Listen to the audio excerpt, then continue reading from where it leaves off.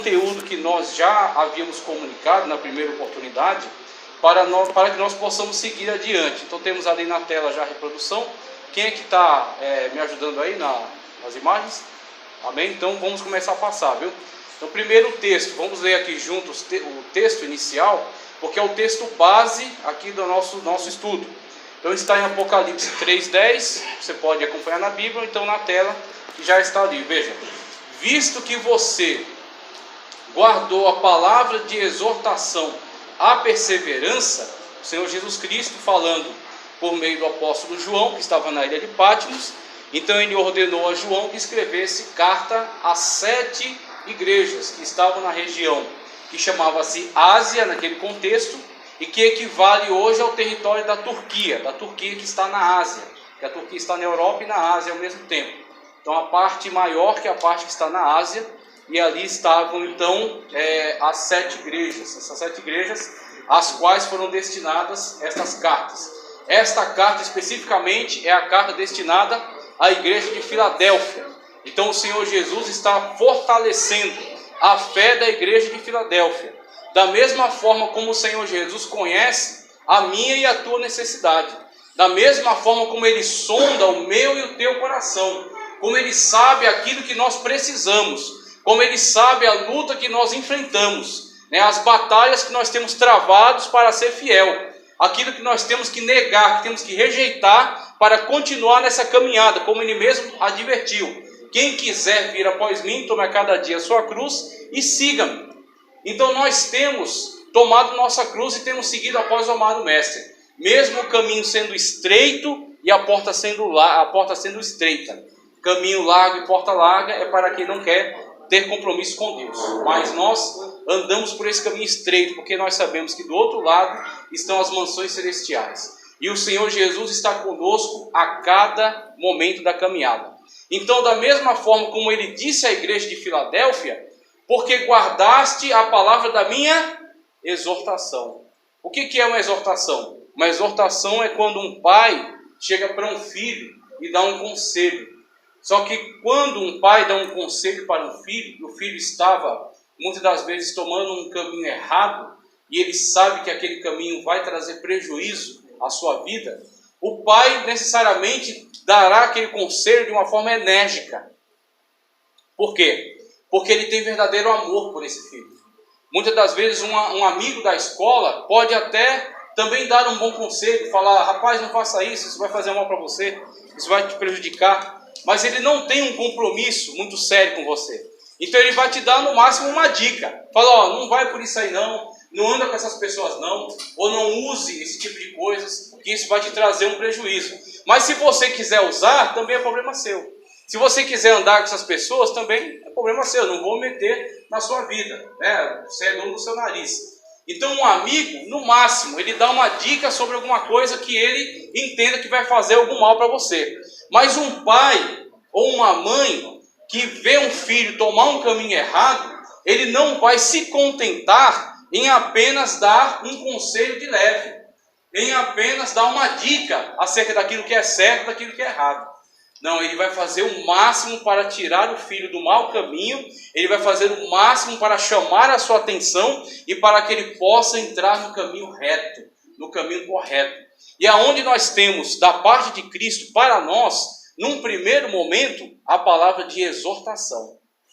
Só que tem uma coisa: aqueles que guardam a palavra de exortação da parte de Cristo são os mesmos que entraram pelo caminho certo, como Cristo disse: eu sou o caminho, a verdade e a vida. Estão andando com Cristo na terra, estão dando testemunho de Cristo no trabalho, estão dando testemunho de Cristo na escola, estão dando testemunho de Cristo no meio da família, estão andando pelo caminho certo, e são com esses que Ele tem compromisso, porque Cristo falou: se vós quereis ser os meus amigos, vocês têm que fazer o que eu mando. Você entendeu? Você entendeu qual é a minha posição, qual é a sua posição e qual é a posição de Cristo? Nós somos servos e Ele é Senhor. Nós somos filhos amados, adotados para a família de Deus por causa dEle, porque Ele nos adotou para a família de Deus. Então o conselho que vem da parte de Cristo, para mim e para você, é uma ordem. E se você se submete a esta ordem, esta palavra é para você também. Da mesma forma que foi para a igreja de Filadélfia, mesmo a igreja de Filadélfia, Cristo dizendo que ela tinha pouca força. Ela não era uma igreja poderosa em si mesma. Ela não era uma igreja influente em si mesma. Uma igreja autossuficiente, que poderia sozinha resolver os seus problemas. Era uma igreja que tinha pouca força, como Cristo falou.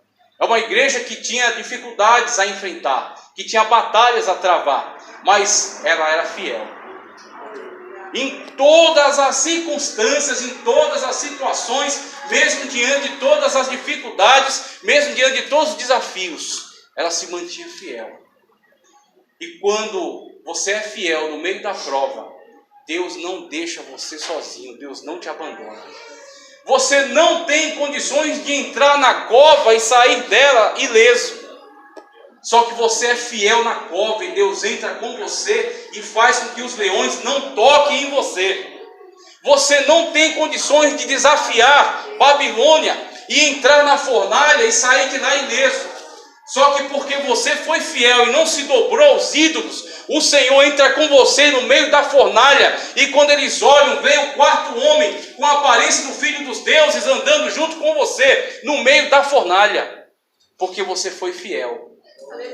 Porque você é fiel, não é que Deus vai fazer com que você não passe pelas tribulações, não é que Deus vai fazer com que você não enfrente dificuldades, mas Deus vai estar com você no meio das tribulações, mas Deus vai estar com você no meio das dificuldades, e Deus vai te capacitar para passar por cima e para vencer todas essas situações, porque você tem sido fiel à palavra de Deus. Assim é a palavra de Cristo para a Filadélfia, e assim é a palavra de Cristo para nós. Você, visto que você guardou a minha palavra de exortação. Exortação é uma palavra enérgica. Exortação é quando o Espírito Santo de Deus envia alguém aqui para abrir a Sagrada Escritura e chamar sua atenção para a realidade na qual nós estamos vivendo o último minuto. Nós estamos vivendo a última hora, nós estamos na 1/10 hora, a qualquer momento a trombeta vai tocar, e o nosso nome Jesus vai chamar, e nós seremos arrebatados, nós seremos arrancados dessa terra, e nós vamos nos encontrar diante de Cristo. E como diz o hino, quando Jesus Cristo me chamar, o que hei de apresentar diante dele? O que você vai apresentar diante de Cristo? O que você tem feito da sua vida? O que você tem feito da sua oportunidade? O que você tem feito dos talentos? O que você tem feito dos dons que o Senhor tem proporcionado a você? O que você tem feito da unção que o Espírito Santo de Deus tem derramado sobre você? Quem você é no contexto das 10 virgens? Você é aquela que tem azeite e busca reserva de azeite? Ou seja, você quer mais de Deus? Ou seja, você quer mais do Espírito Santo de Deus? Ou seja, você quer se aprofundar mais na palavra de Deus? Ou você é como as 5 medíocres, que receberam lâmpada, receberam azeite, mas disseram, isso aqui está bom para mim. Não precisa de mais palavra não. Não precisa de mais oração não. Não precisa de mais consagração não. Não precisa frequentar tanto culto não. Não precisa andar desta forma, desta maneira não. Não é bem assim não. Isso não é bem assim. Só que quando chegar a hora, 5 vão ter azeite reserva, 5 vão ter comunhão íntima, 5 vão ter adoração verdadeira, 5 vão ter intimidade com o Mestre, 5 vão ter o Espírito Santo de Deus, que é simbolizado pelo azeite no Novo Testamento. A unção que cai sobre nós é a mesma unção que caía sobre os profetas, é a mesma unção que caía sobre os reis, que caía sobre os sacerdotes. A unção do Senhor sobre nós é a presença maravilhosa do Espírito Santo de Deus que está sobre você. O Espírito Santo de Deus que lhe foi concedido sem medida. Essa é a realidade do Novo Testamento. Nós somos templo e morada do Espírito Santo de Deus que está em nós. Ele é o selo da promessa da salvação. Por causa do Espírito Santo de Deus, nós temos garantia de salvação.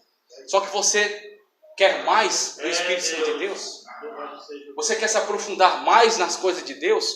Ou para você a medida medíocre está bom? Aí onde você vê. Será que você aguenta a palavra da exortação? Será que você aguenta a palavra de um pai que aconselha seu filho com veemência? Será que você aguenta quando o pai chama atenção para as coisas que são importantes, coisas que são sérias? A Bíblia Sagrada diz: se alguém não aceita ser repreendido por Deus, não é filho, é bastardo. Porque o pai repreende, e não diz somente repreende, açoita, que é o conceito bíblico de repreensão, para que a pessoa possa estar atenta ao que será dito, para que seu jugo seja, sua cerviz seja subjugada, para que ele esteja submisso àquilo que vai ser ordenado, àquilo que vai ser orientado. Então, o Senhor açoita aqueles que recebem por filho. Você é filho de Deus? Você é filha de Deus? Então prepara o lombo, porque a palavra de Deus vem sobre você como repreensão. Mas se você recebe a palavra de repreensão, se você recebe a palavra de exortação, a perseverança, diz: eu também te guardarei da hora da provação que está para vir sobre todo mundo, para pôr à prova todos que habitam na terra. Esta palavra é maravilhosa, mas essa palavra não é para todos. É algo que não tem sido compreendido na atualidade. Essa palavra não é para todos. Por quê? Porque o caminho de salvação não é para todos. É ofertado a todos. Tanto que Cristo diz: todos são chamados. O chamado do Evangelho é geral, é para todos. Aquela parábola das bodas, onde Cristo disse: os convidados originais desprezaram, não quiseram vir. Vai pelos valados, vai pela beira dos caminhos, vai pelos becos e chama a todos.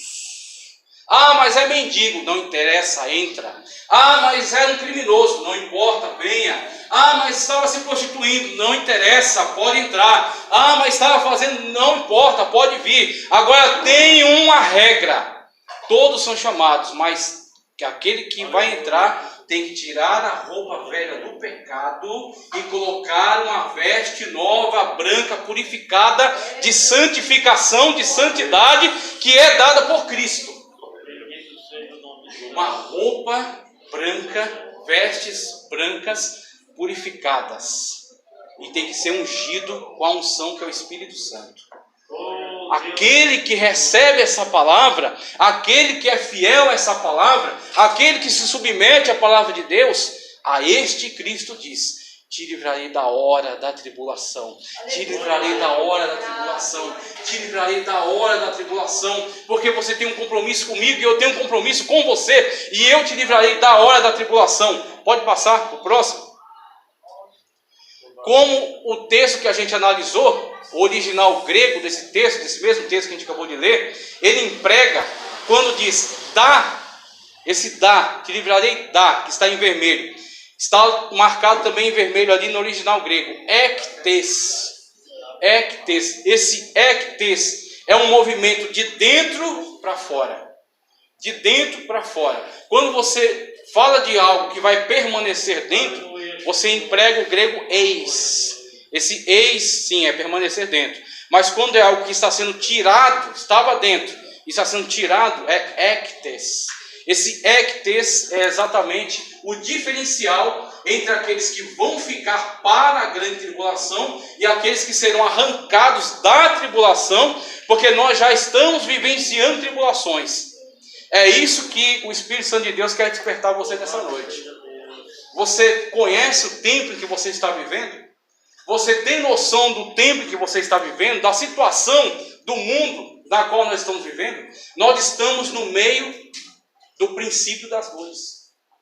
Nós já adentramos ao princípio das dores. Nós já temos visto a multiplicação dos sinais da volta de Cristo. Nós já estamos dentro de um período tribulacional, de um período de tribulação. Não é a grande tribulação, mas é um período de tribulação. É o período de dores. E aí, quando nós, estando dentro desse período, aqueles que são fiéis à palavra de Cristo, a eles Cristo promete, é que tem da tribulação que há de vir sobre toda a terra.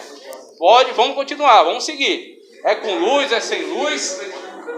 Vamos seguir, vamos adiante. Então, quando nós temos essa situação de ser livrado da tribulação, nós temos aí a promessa de Cristo. A promessa de Cristo, conforme o próprio texto original distingue, dá um diferencial sério entre aquele que vai continuar para a grande tribulação.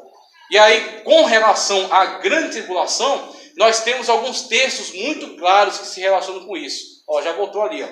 Nós temos alguns textos muito claros que se relacionam com isso. Por exemplo, quando nós vemos a 70ª semana de Daniel. Na 70ª semana de Daniel, você vai encontrar a descrição. E é interessantíssimo como o Senhor, que é ciente, que é onisciente, conhecedor de todas as coisas, ele já, desde muito antes, nos preparava para este momento. Desde muito antes, ele nos alertava para este momento.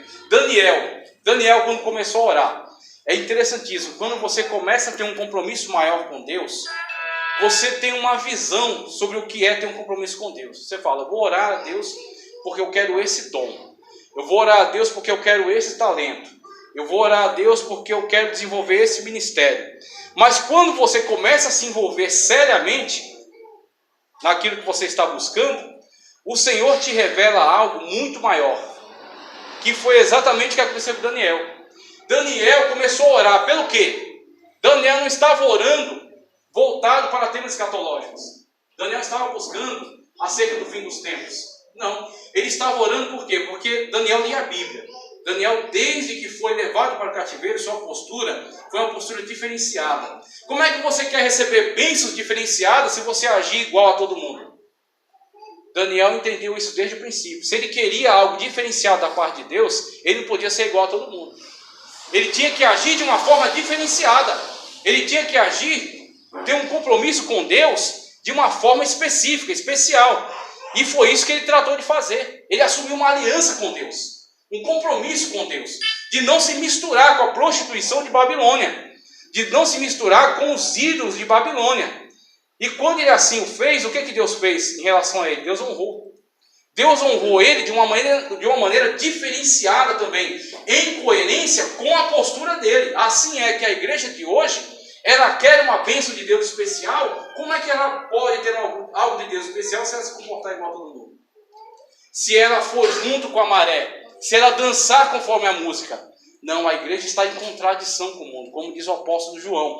Vós sois aqueles que se constituem amigos do mundo, são inimigos de Deus. E também vale a lógica, aqueles que são amigos e íntimos de Deus, serão então inimigos do mundo. E assim é que Daniel assumiu uma postura diferenciada e Deus trouxe para ele também algo muito especial, muito diferenciado.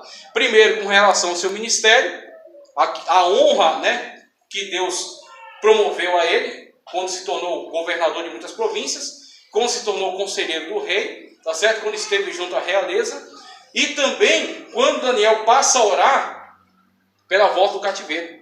Daniel, ele tinha um compromisso muito sério com a palavra de Deus. Ele levava muito a sério as profecias, ele levava muito a sério a revelação, ele levava muito a sério a palavra de Deus, as suas orações, a sua comunhão, o seu devocional. Ele levava Deus a sério. Tudo que era relacionado a Deus, para Daniel, era prioridade, era mais importante, era primeiro lugar, era o primeiro lugar na agenda. Então, Daniel percebe em Jeremias um aspecto da profecia de Jeremias que estava apontando para o retorno do cativeiro com um limite de 70 anos. Então, Daniel entendeu que o cativeiro babilônico para Israel se estenderia por 70 anos. E eles já estavam na iminência do cumprimento desse prazo, dessa data. E o que Daniel começou a orar a respeito? Começou a orar para que o povo de Deus estivesse pronto para o recebimento dessa profecia. Que o povo de Deus estivesse alinhado com a vontade de Deus. Estivesse alinhado com as promessas de Deus. Estivesse alinhado com os propósitos, os projetos de Deus. Então ele começa a orar a respeito disso.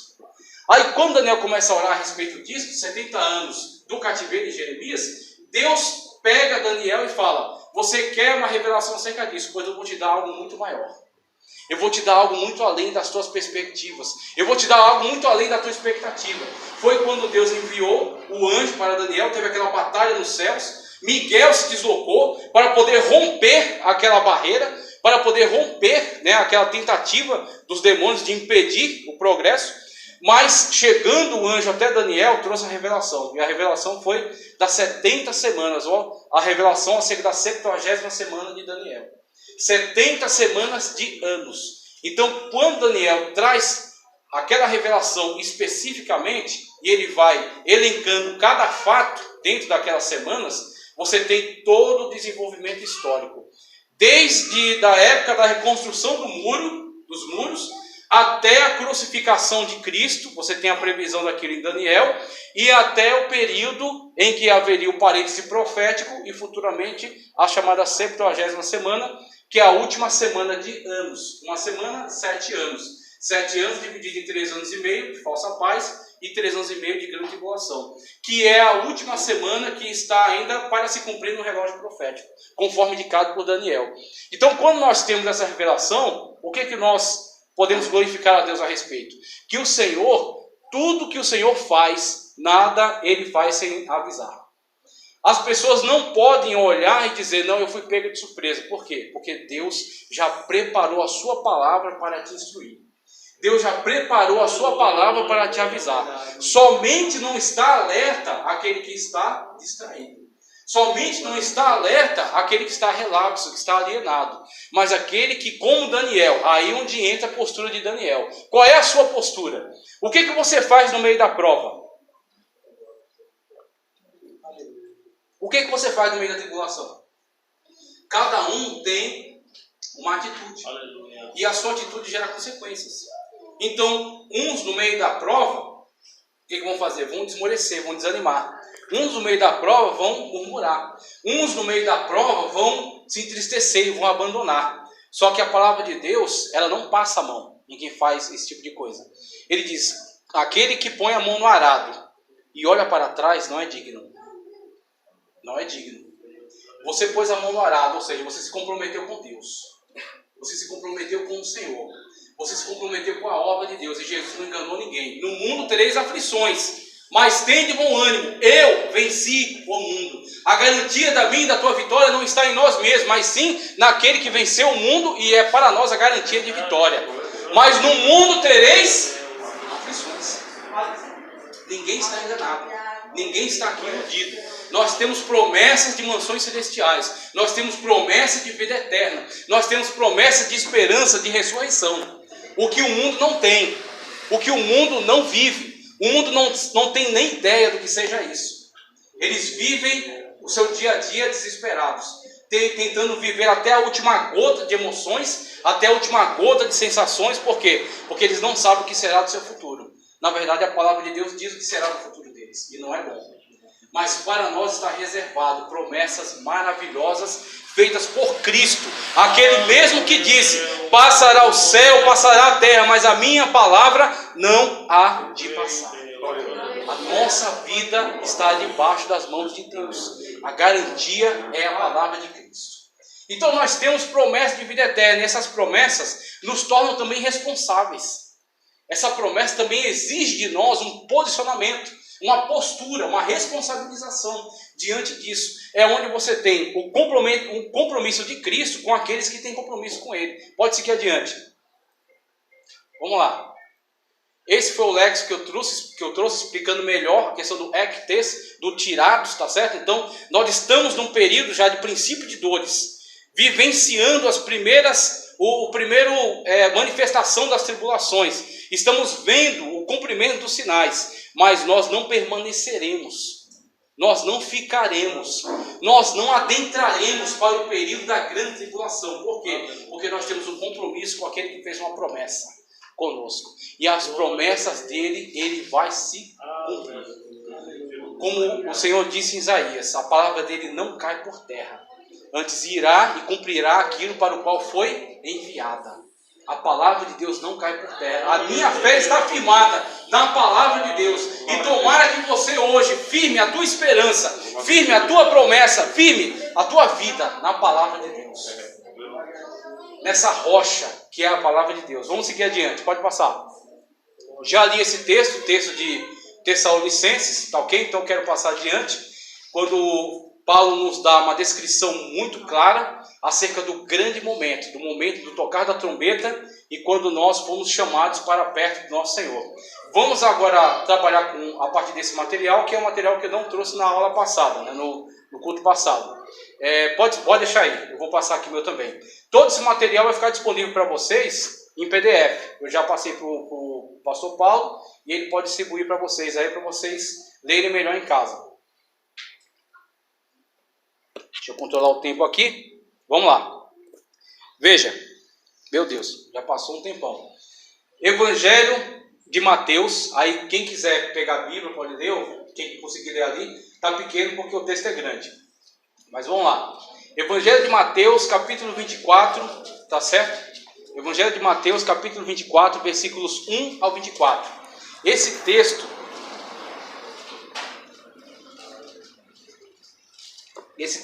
é um estudo escatológico muito vasto, num texto só.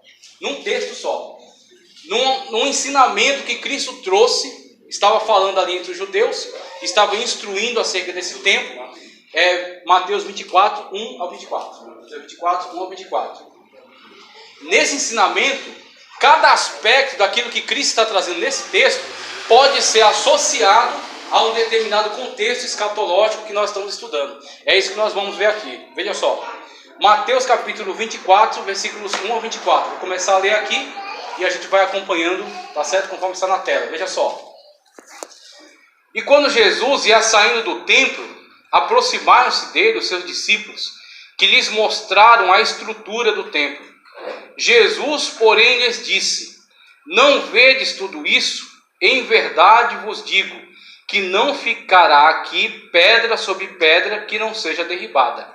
E estando assentado no Monte das Oliveiras, chegando-se a ele os seus discípulos em particular, dizendo: dizei-nos quando serão estas coisas, e que sinal haverá da tua vinda e do fim do mundo. Muito bem. Então o interesse dos discípulos para a temática da escatologia foi despertada por causa da declaração de Cristo. E aí eu coloquei ao lado aí essa nota esclarecedora. Veja, em 70 depois de Cristo, essa profecia de Jesus Cristo se cumpriu com a invasão, de romana, a invasão de Roma com Tito. Então Tito foi enviado uma campanha militar para aquele lugar por causa das rebeliões dos judeus em relação a Roma. Então o imperador queria que uma estátua dele fosse colocada no pátio do templo. E as autoridades religiosas resistiram, não aceitaram essa ideia. Isso foi uma provocação para Roma. Roma não aceitou essa insubordinação, essa insubmissão, e enviou tropas para lá. Inclusive, Flávio Josefo, que é um grande historiador, que é muito conhecido entre nós, a CPAD lançou um livro de Flávio Josefo, ele tentou convencer os seus irmãos, tanto nessa batalha, quanto na outra batalha que virá em 135 também, da era cristã. Ele tentou convencer os judeus a não enfrentar Roma, mas tentar chegar a um acordo. Eles não aceitaram, acabaram sendo totalmente destruídos. Em 135, eles foram expulsos do território de Israel. Inclusive, Jerusalém teve seu nome mudado para Aélia Capitolina, ou Aélia Capitólia. Então, Roma expulsou, foi a diáspora. Roma expulsou totalmente Israel daquele território em 135. Mas em 70 você tem o cumprimento da profecia de Cristo. Não ficará pedra sobre pedra que não seja derribada. O cumprimento dessa profecia que Cristo disse acerca do templo, acerca daquela magnífica construção. E o que acontece? Quando você olha para essa perspectiva, você olha para esse texto, primeiro, você vê qual é a postura de Cristo. Você vê qual é a postura. A mesma postura de Cristo pode ser ressaltada quando ele tem um encontro com a mulher samaritana. Ele tem um encontro com a mulher samaritana, ali no poço chamado Poço de Jacó. E depois daquele diálogo, quando a mulher já havia aceitado que Cristo era o Messias, de fato, ela interroga Cristo a respeito da adoração. Ela diz: Senhor, os judeus dizem que o lugar de adorar é no templo. Já os nossos chefes dizem que é no Monte Gerizim. Qual é o lugar certo de adorar? É no Monte Gerizim ou é no templo em Jerusalém? É nesse monte ou naquele monte? E aí Cristo, olhando para aquela mulher, ele dá uma declaração que tem um impacto direto para nós, que tem um alcance direto para nós. Cristo disse: mulher, chegará o momento, já é chegada na verdade a hora, em que os verdadeiros adoradores adorarão o Pai em espírito e em verdade. Ou seja, Você não pode mais estar ligada a esse tipo de conceito religioso limitante com relação a lugar sagrado, a monte sagrado, a terra sagrada, a dias sagrados. Não, a nossa adoração agora é em espírito e em verdade.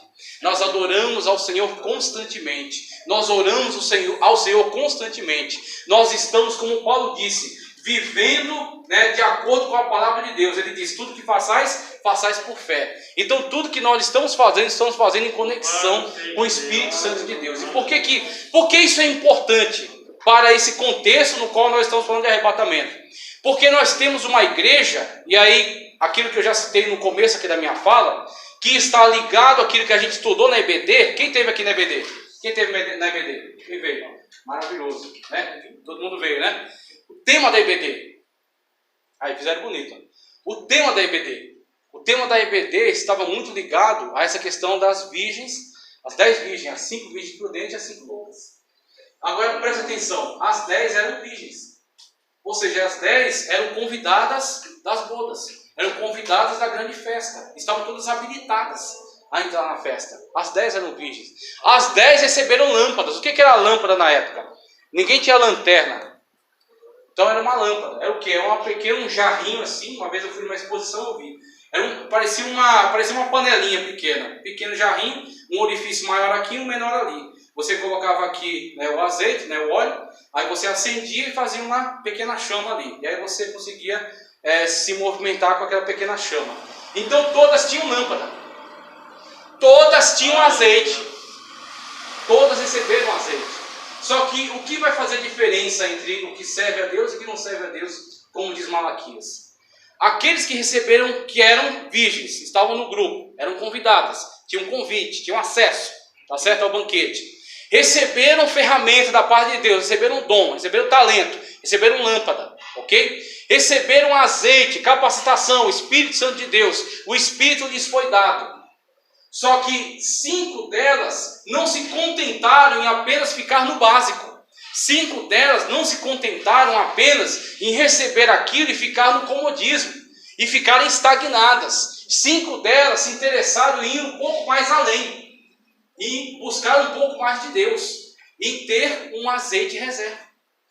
Esse azeite aqui foi me dado, a lâmpada e o azeite. Só que e se tardar o esposo? E se demorar a chegar? Jesus não se atrasa, mas Jesus tarda. O que é se atrasar? Se atrasar é dizer, eu vou chegar 10 horas da noite. Se der 10 e 1, eu estou atrasado. Agora, se eu disser para você, olha, eu vou chegar, me espere. Se você for obediente, você vai esperar. 1 hora, 2, 3, um dia, uma semana, um mês, mas você vai esperar. Assim Jesus tarda nesse sentido. Porque Pedro explica, para que mais pessoas tenham oportunidade de serem salvas. Então ele está, de fato, deliberadamente retendo a sua vinda. Mas a sua vinda é certa. A sua vinda vai acontecer. Ele, de fato, vai levar um povo seu remido e de boas obras. Lavado e remido no seu sangue. Ele vai levar. Agora, o que acontece? Aqueles que buscam um pouco mais de Deus são exatamente aqueles que querem ter um compromisso maior. Aqueles que querem ter uma comunhão mais íntima, mais profunda, que é onde a gente se encontra no texto que nós estamos visualizando aqui. Cristo, ele, tanto na fala dele com aquela mulher samaritana, quanto com os discípulos, ele está quebrando um conceito equivocado. Qual era o conceito equivocado que ele estava combatendo? Era o conceito no qual a fé dos discípulos estava ligada ao que era material. A fé dos discípulos estava ligada a uma edificação. A fé dos discípulos estava ligada a glórias humanas, a glórias mundanas. Tanto que os discípulos é que primeiro tentam chamar a atenção de Jesus para a construção. Que construção é essa? Essa construção é a reforma que foi feita no Templo de Jerusalém. Você tem o Templo de Jerusalém original, né? Primeiro você tem o tabernáculo. Então o tabernáculo que foi ao longo do deserto e depois foi trazido para dentro da terra de Israel. E aí Davi quis construir um templo, Deus não autorizou, mas o projeto foi passado para Salomão, obrigado, que foi autorizado. Salomão construiu um templo, Deus aprovou, enviou fogo do céu. Tá certo? E a partir daquele momento, o povo estava ligado ao templo. até que chega na época do cativeiro, 586 mais ou menos, o povo havia reiteradamente pecado contra Deus, desobedecido, apostatado, ignorado as suas exortações proféticas, até que Deus traz sobre eles a sentença do cativeiro, né? São levados então no exílio para o cativeiro babilônico. Então o templo é destruído. Depois dos 70 anos, e quando eles voltam para Jerusalém, há a reconstrução do templo, com Zorobabel, tá certo? Com Esdras, com Neemias, todo o processo de reconstrução do templo e das muralhas. Então o templo é reconstruído. Só que quando chega na época de Herodes, você vai ter dominação persa, dominação grega, depois dominação romana. Na dominação romana, você tem uma pessoa muito esperta, um político muito sagaz, tá certo? Que Cristo chama ele até de raposa.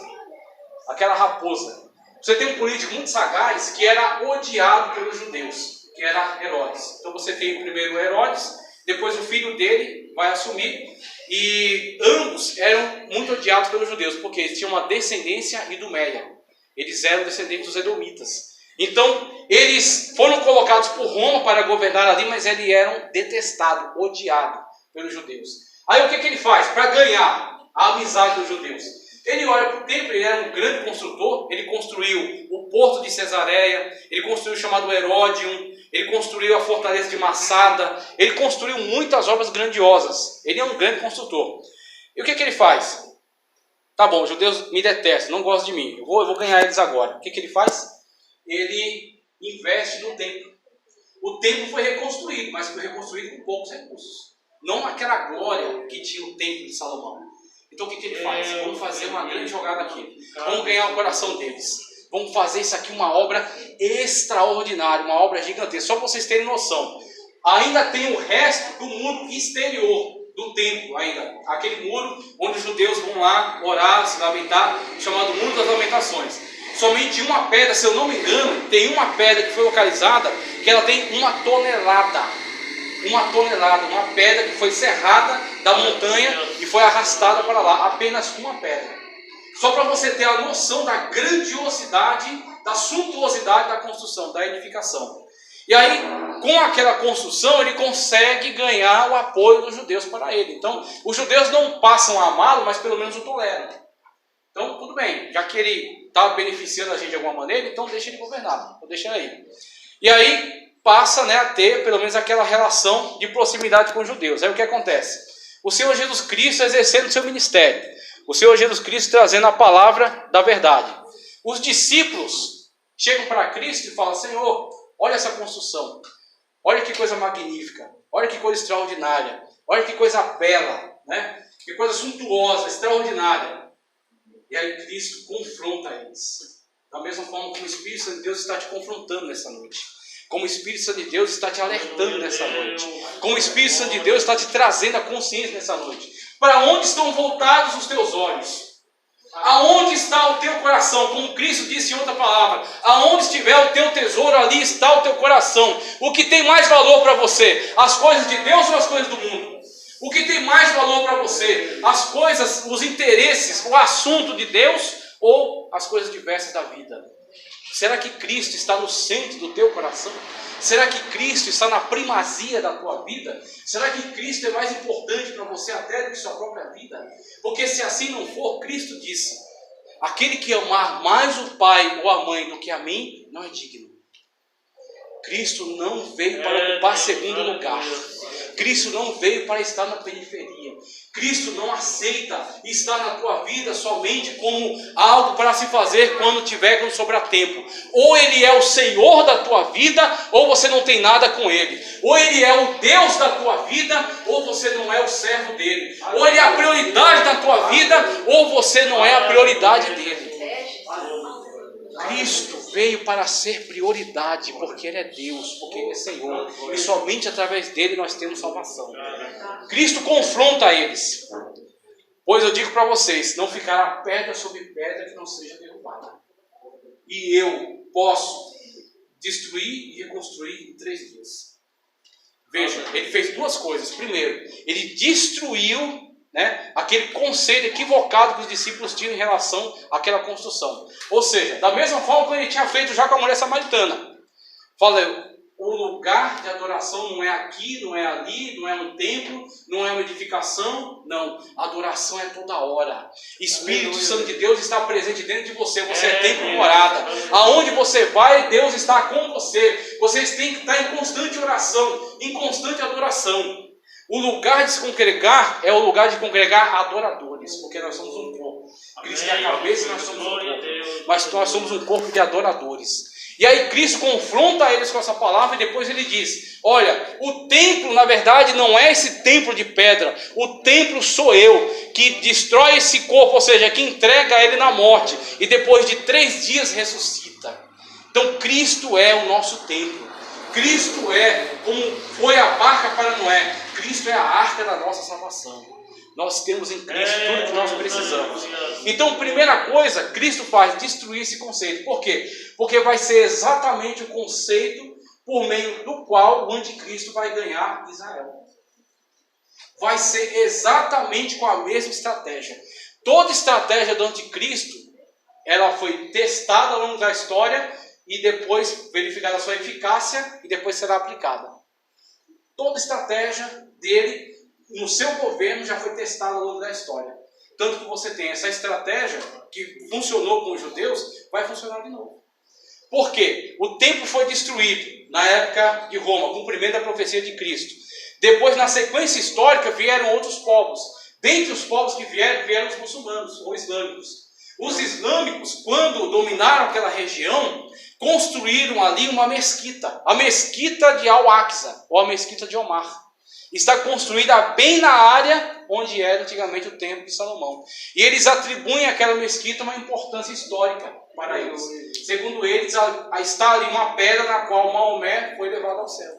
Então eles não aceitam que aquilo seja removido, que aquilo seja destruído para ser reconstruído o templo. Mas nós temos aí já uma chave profética para o futuro. O anticristo, na sua agenda, estará esse compromisso. Retirar, remover esse empecilho, essa barreira, para reconstruir o templo. E com a reconstrução do templo, ganhar esse povo. Só que existe um povo que não vai se deixar levar. Existe um povo que não será enganado. Existe um povo que não se equivocará. Existe um povo que conhece a palavra de Deus e está firmado na Sagrada Escritura. Agora você vê, tanto essa estratégia com relação aos judeus, mas também existe uma estratégia em relação a hoje. Existe hoje muitas pessoas que, em vez de colocarem sua atenção em Cristo, estão colocando sua atenção em ídolos humanos. Estão colocando sua atenção em placas de denominação. Estão colocando sua atenção em diversas coisas que estão tentando substituir o lugar de Deus. E para essas pessoas vale a mesma palavra. Este templo que você construiu, que não pertence a Deus, tem que ser destruído. Porque o único digno de louvor, de glória, de adoração é o Senhor Jesus Cristo. O Senhor Jesus Cristo tem que estar no centro da nossa adoração. No centro da nossa vida. Porque se assim fizermos, Ele tem um compromisso conosco. Se assim fizermos, se cumprirá para nós o seu compromisso, a sua promessa. Te livrarei da hora da tribulação. Veja, Jesus respondendo disse-lhes: acautelai-vos que ninguém vos engane.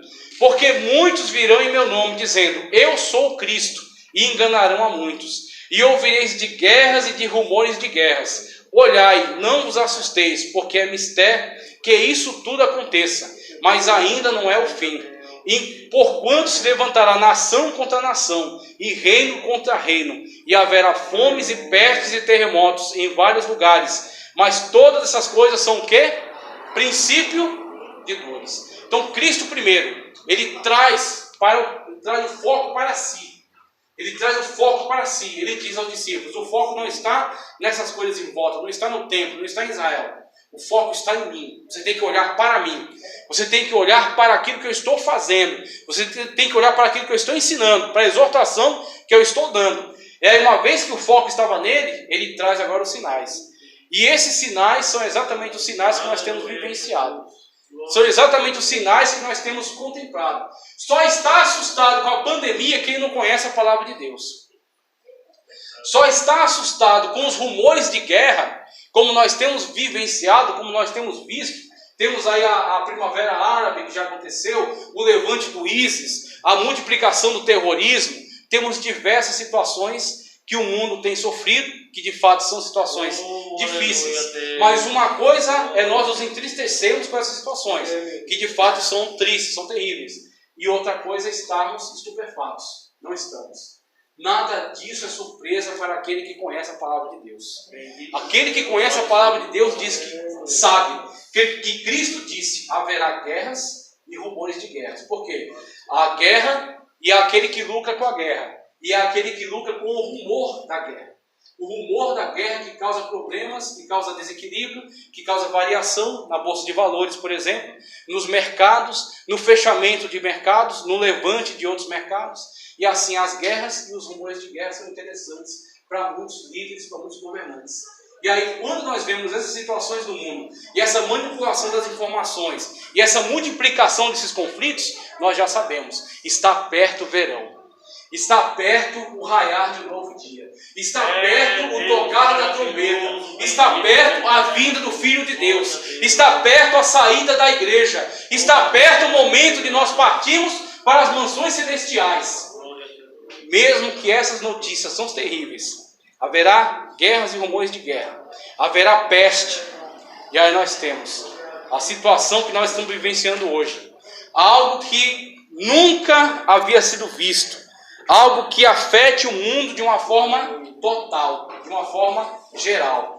Algo que está causando prejuízos terríveis com a perda de vidas, com a perda de empresa, com o desequilíbrio no comércio, com o desequilíbrio em muitas situações emocionais. E de fato, é algo terrível, mas não é algo que causa surpresa. Por quê? Porque nós já sabemos. Guerras, rumores de guerras. Haverá peste e haverá fome. E tudo isso são princípios de dores. Então estamos vivendo essa situação do princípio de dores. Só que é do meio dessa situação que Cristo vai cumprir a sua promessa. Te livrarei da. Ou seja, esse da, esse ectes, conforme a gente mostrou ali, está dentro. Esse que é, ou ex, para fora, estava dentro. Dentro de quê? Dentro do princípio de dores. Nós estamos dentro do contexto do princípio de dores. E a promessa é, nós vamos ser tirados dele. Nós vamos ser livrados dele. Nós vamos ser arrancados dele, né? Por Cristo, que cumprirá para nós suas promessas. Veja só, para encerrar. Quando, pois, vides que a abominação da desolação, de que falou o profeta Daniel. Olha Daniel aqui, ó, que a gente tinha mencionado no começo da mensagem. Quando vides que a abominação da desolação, de que falou o profeta Daniel, está no lugar santo, quem lê, entenda. Então os que estiverem na Judéia fujam para os montes. E quem estiver sobre o telhado não desça a tirar coisa alguma de sua casa. E quem estiver no campo não volte atrás a buscar as suas vestes. Mas ai das grávidas e das que amamentarem naqueles dias. E orai para que a vossa fuga não aconteça no inverno nem no sábado. Porque haverá então grande aflição ou grande tribulação, como nunca houve desde o princípio do mundo até agora, nem tampouco haverá jamais. Para fechar, para encerrar, junto comigo, veja, Cristo dá dois contextos. No primeiro contexto, ele dá alguns sinais, e esses sinais estão sendo vivenciados por nós. Guerras, rumores de guerras, fome, peste. E o que ele chama esse período? Princípio de dores.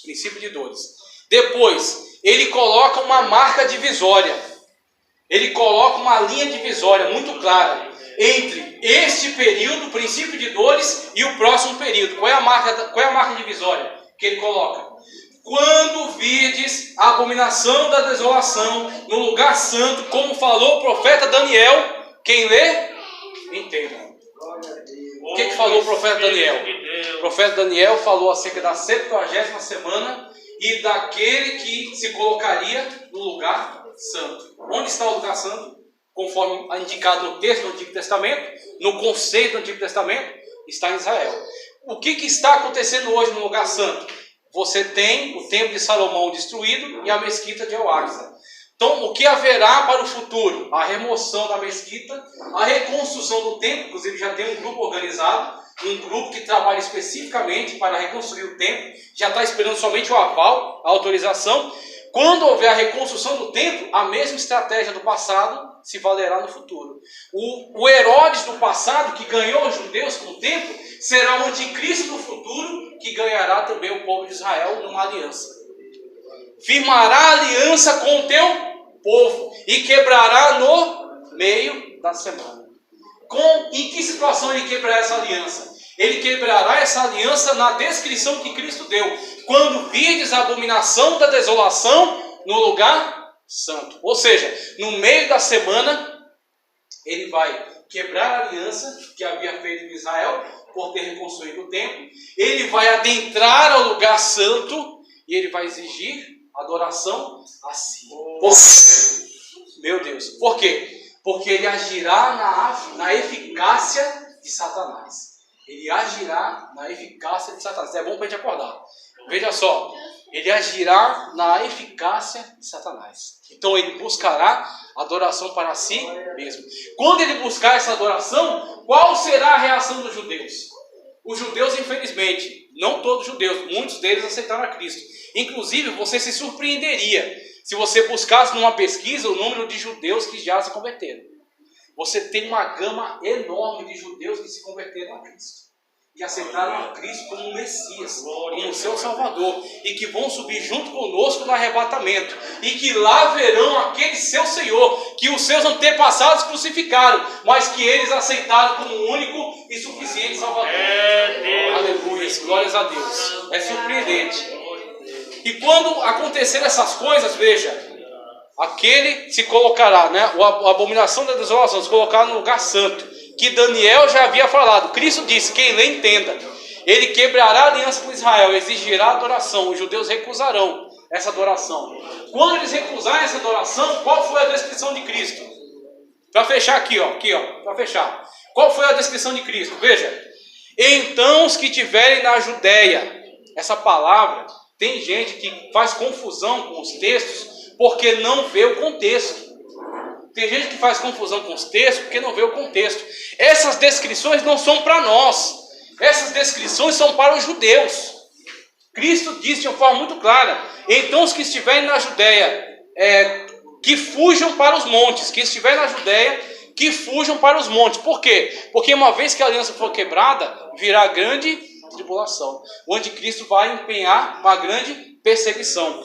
Quem estiver sobre o telhado, não desça a tirar coisa alguma. Quem estiver no campo, não volte a buscar suas vestes. Mas ai das grávidas e das que amamentarem. Por quê? Dificuldade de locomoção. Cristo está falando do contexto na época. Do contexto da época, tá ok? Orai para que a vossa fuga não aconteça nem no inverno, período das chuvas, período que é difícil a locomoção. Não tem como se locomover rapidamente. E sábado, não se dê no sábado. Por quê? Porque o sábado tem uma limitação do tamanho de distância percorrida. Eles aceitam uma pequena distância sem reconhecer que quebrou o sábado. Então, tem esses contextos ligados aos judeus. Não são para nós, são para os judeus. Porque haverá então grande aflição. Como é que Cristo chamou a nossa época? Princípio de dores. Como é que Cristo chama essa época? Grande aflição ou grande tribulação. Nós estamos no princípio de dores. Nós, por meio da palavra de Cristo, te livrarei da ectes, da hora da tribulação. Ou seja, te livrarei de dentro do princípio de dores, te arrancarei para que você não entre pela grande tribulação. Nós não passaremos pela grande tribulação se formos fiéis a Cristo. Se permanecermos fiéis a Cristo. Se aceitarmos a palavra de exortação. A palavra de exortação, conforme eu falei no início da mensagem. A palavra de exortação que nos chama para uma maior comunhão. Para fechar agora, para encerrar. E se aqueles dias não fossem abreviados, nenhuma carne se salvaria. Mas por causa dos escolhidos, serão abreviados aqueles dias. Então, se alguém vos disser, eis aqui o Cristo, está aqui ou está ali, não lhes deis crédito. Porque surgirão falsos cristos, falsos profetas, e farão tão grandes sinais e prodígios, que se possível fora, enganariam até os escolhidos. É o que nós mais temos visto surgir no tempo de hoje. Surgindo falsos cristos, surgindo falsos profetas, surgindo falsas igrejas, igreja apostatando. Mas nós continuamos fiéis, servindo ao Senhor em espírito e verdade. e nós continuamos crendo naquele que prometeu e naquele que tem poder para cumprir todas as suas promessas sobre nós. Mesmo diante de todas as circunstâncias, permaneça fiel. Porque se você for fiel, você vai viver esta promessa. Eu agradeço a oportunidade em nome de Jesus. Eu peço perdão por ter passado aqui, estourado o horário, tá certo? E que o Senhor continue abençoando poderosamente toda a igreja. Muito obrigado. Glória a Deus. Louvado e engrandecido seja o nome de Deus. Abençoe também sua família por esse período aqui de ensino na noite deste dia.